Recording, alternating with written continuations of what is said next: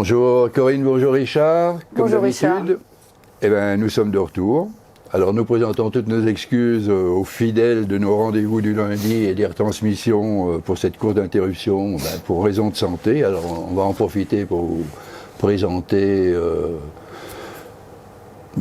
tous nos vœux les plus sincères, de bonnes et heureuses années de 23 et avec une bonne santé pour vous.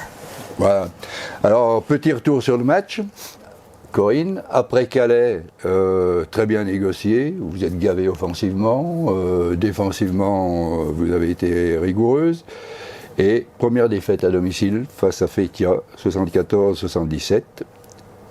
Alors, un match, une première mi-temps équilibrée, un basket propre de votre part, deux équipes de styles différents, un style musclé, accepté par l'arbitrage, et un style propre, un basket bien présenté, et un troisième quart-temps assez catastrophique avec des pertes de balles et des balles données, je dirais, qui ont été un petit peu, qui vous ont mis un handicap de 13 points, et une superbe réaction sur la fin, mais peut-être trop tardive, et un handicap trop important au prix du troisième quart-temps. Alors, c'est le visuel d'un spectateur moyen que je te donne. Je pense que tu as résumé complètement le match.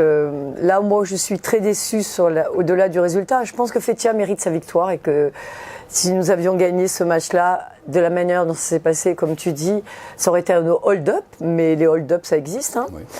Et que quand on revient à 1 point à 5 secondes de la fin, c'est un match qu'on aurait pu gagner. Malgré tout, je pense que là où je suis déçue par rapport, c'est que on passe encore à côté de quelque chose qu'on aurait dû maîtriser parce qu'on avait fait des choix défensifs, on avait préparé ce match sur certains choix défensifs toute la semaine.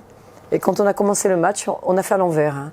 Ce qui fait qu'on les a laissés rentrer dans le match, sachant que nous, en plus, comme ça ne marchait pas, on a encaissé des points, où on les a laissés rentrer dans ce qu'elles voulaient faire, quoi, dans un confort de jeu, aussi offensivement.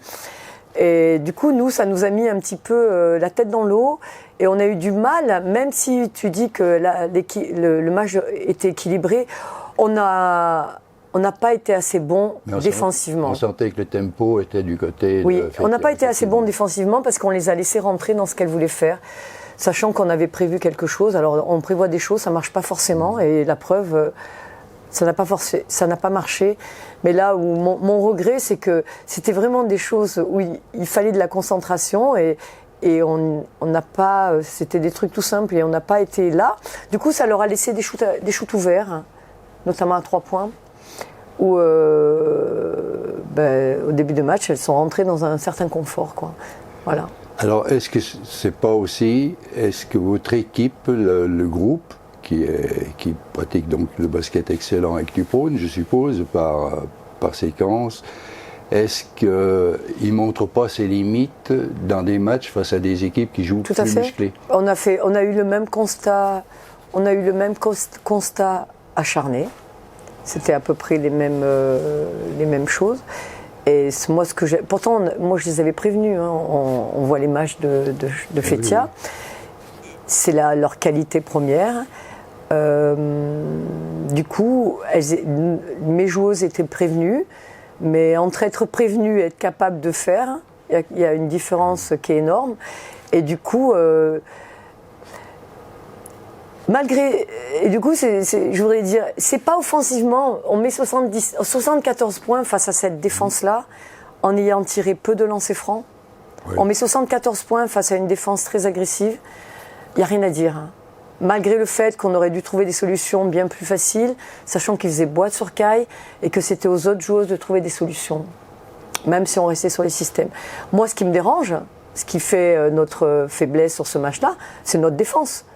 On n'a pas été capable justement de monter notre agressivité défensive ou, inversement, on a mal défendu, on a été très vite pénalisé parce qu'on les amène 35 fois au lancer franc.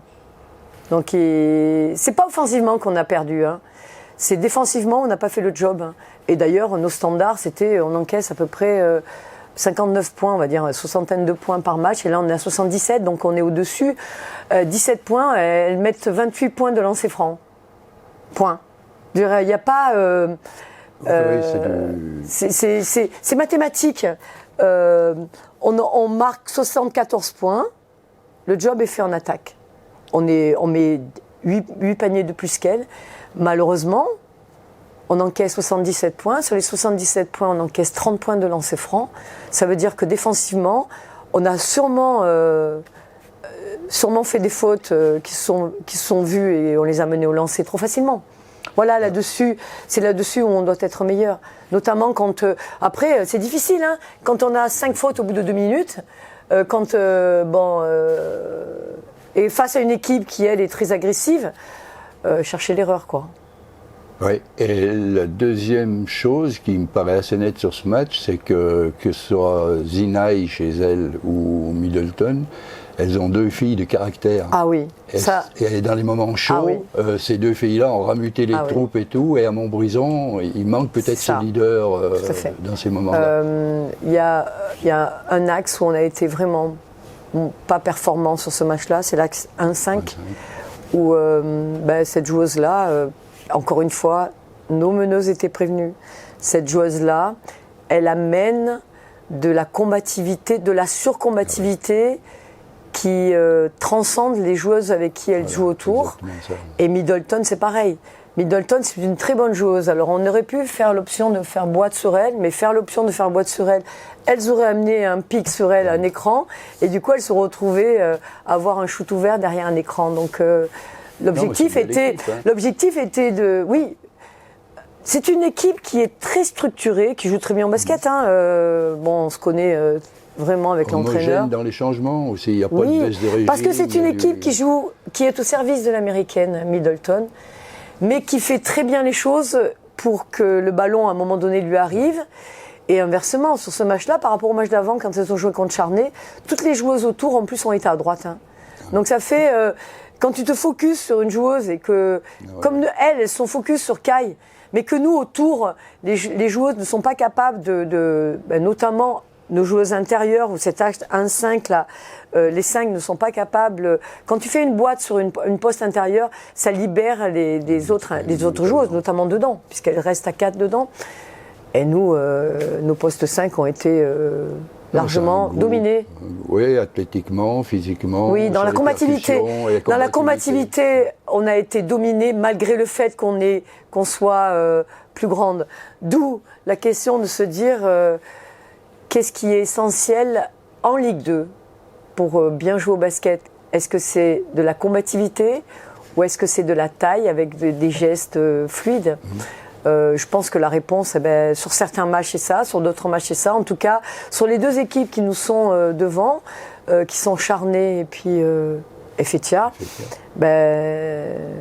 on peut dire que c'est la combativité qui l'emporte en Ligue 2 avec cette façon de jouer là. Oui, c'est ce que tu avais dit lors d'un précédent rendez-vous, la différence entre la Ligue 1 et la Ligue 2. Ah oui, moi je suis allé voir jouer hier après-midi Lyon contre Montpellier.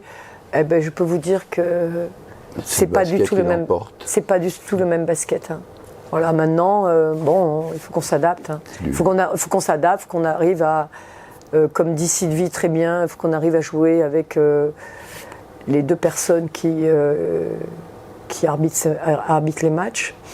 Voilà, ça doit faire partie du travail qu'on doit essayer de faire. Mais il n'empêche qu'on doit, comme tu dis, trouver un petit peu plus de leaders charismatiques et pour tirer ce groupe vers le haut. Quoi. Ça paraissait criant dans certains moments. Oui, tout à fait. Mais de la rencontre. Après, la personnalité des gens,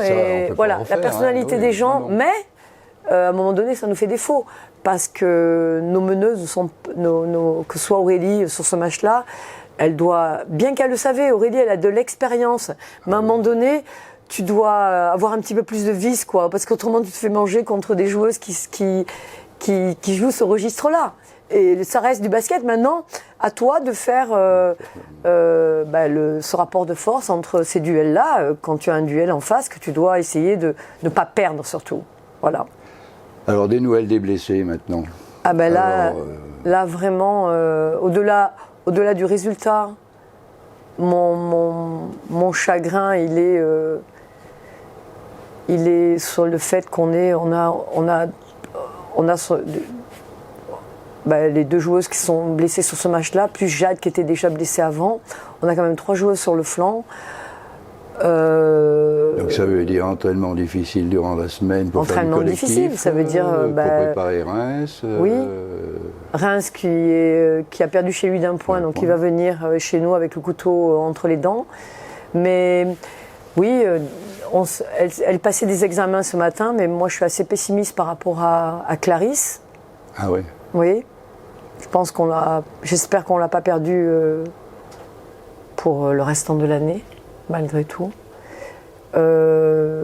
Palmyre, c'est pareil, on va voir. Et Jade, voilà, ça fait qu'on on va rester très limité sur ces entraînements-là.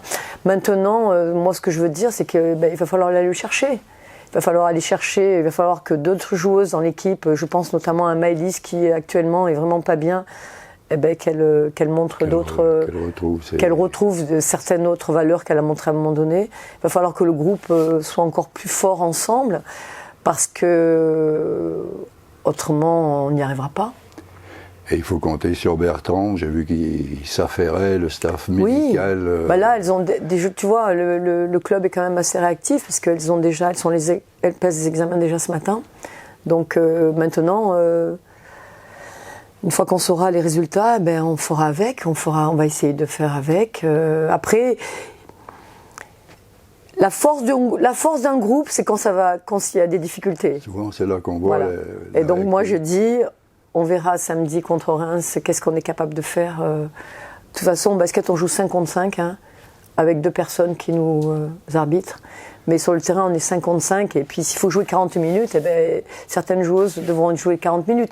Mais je pense qu'il y a certaines joueuses qui doivent nous apporter plus sur certains secteurs de jeu. Donc j'attends ça, et on a vidéo maintenant. Sur le match de samedi, il va y avoir en plus, du coup, essayer de comprendre des explications par rapport à tout ça, quoi. Alors juste pour finir, mais c'est personnel, petit aparté sur l'arbitrage. C'est vrai que les équipes doivent s'adapter à la mécanique de l'arbitrage des 2 arbitres qui sont en place. Et c'est vrai que l'autre jour, c'est pas qu'ils n'ont pas été constants dans leur façon de faire, à mon avis, c'est qu'ils ont privilégié le jeu musclé au jeu propre. C'est à nous de nous adapter. C'était un choix, et c'est un petit peu aux joueuses, effectivement, de s'adapter. Et là, ça vous a desservi, effectivement, sur ce match-là.